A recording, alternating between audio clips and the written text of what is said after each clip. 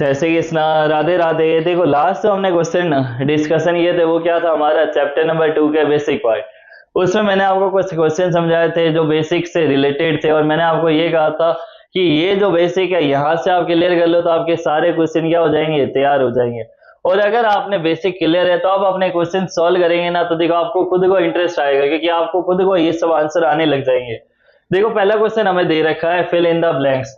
एक बात और कि यहाँ पर जो आपको ये क्वेश्चन है वो कहाँ मिलेगा, पेज नंबर 25 पर फिगर इट आउट दे रखा है। इसको मैंने एक्सरसाइज नंबर कौन सा दिया है, 2.1। अब देखो क्वेश्चन नंबर 1 दे रखा है fill in the blanks to make the expression equal on both sides of the equal sign. हमें क्वेश्चन में दे दिया कि ब्लैंक्स को फिल करना है और जो एक्सप्रेशन है वो इक्वल है दोनों साइड, और इसलिए यहाँ पर इक्वल टू का साइन दे रखा है। अब देखो अगर ये दोनों साइड इक्वल है तो दोनों साइड वैल्यू भी क्या आएगी, सेम आएगी। अब यहाँ दे रखा है 13 + 4, तो 13 + 4 क्या होता है, 17। तो इसका मतलब यहाँ जो वैल्यू है इसका सम भी क्या आना चाहिए, 17। तो 6 में मैं कितना ऐड करूँ, ये 17 हो जाए, तो आंसर क्या हो जाएगा, 11। एज इट इज यहाँ देखो 6 × 5 = 30। तो अगर मैं यहाँ पर 30 है तो यहाँ पर भी मैं क्या लाना चाहूंगा, 30 आंसर। तो 22 में मैं कितना ऐड करूँ, 30 हो जाए, तो क्या हो जाएगा आंसर, 8।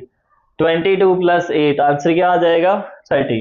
एज इट इज देखो जब अपने डिवाइड करते हैं तो 2 की टेबल में 6 आता है 3 टाइम, और 2 की टेबल में 4 आता है 2 टाइम। तो मुझे यहाँ भी क्या आंसर बनाना है, 32। तो 8 के मल्टीप्लाई कौन से नंबर से करेंगे, 4 से। 8 4 से क्या हो जाएगा, 32। अब यहाँ एज इट इज सीधा आंसर ही दे रखा है 25, तो यहाँ भी हमें आंसर क्या बनाना है, 25। तो देखो 34 में से अपने कितना माइनस करें कि 25 हो जाए, तो रिजल्ट क्या आ जाएगा अपने पास, 9। 34 - 9 रिजल्ट क्या आएगा, 25। बहुत इजी क्वेश्चन है, बहुत इजी ये चैप्टर है, जो ये एक्सरसाइज है सारी इजी आएगी इसके अंदर आपके सामने। बस आपको बेस है जो आपका क्लियर होना चाहिए। देखो नेक्स्ट क्वेश्चन दे रखा, arrange the following expression is ascending increasing order of their value. Ascending का मतलब होता है जो अपने को छोटे से बड़े के रूप में आंसर लिखना है। तो पहले सबका अपने आंसर निकालते हैं। तो देखो 17 में से 9 माइनस किया 8, 5 - 1 कितना हो जाएगा, 4, 48। तो 67 - 19 क्या आ जाएगा, 48। एज इट इज 67 में से अगर अपने 20 माइनस करें क्या आ जाएगा, 47।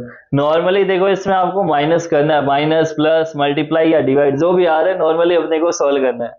35 में 25 ऐड करेंगे तो कितना हो जाएगा, देखो 35 + 5 40, 40 प्लस में 20 कितना हो जाएगा, 60।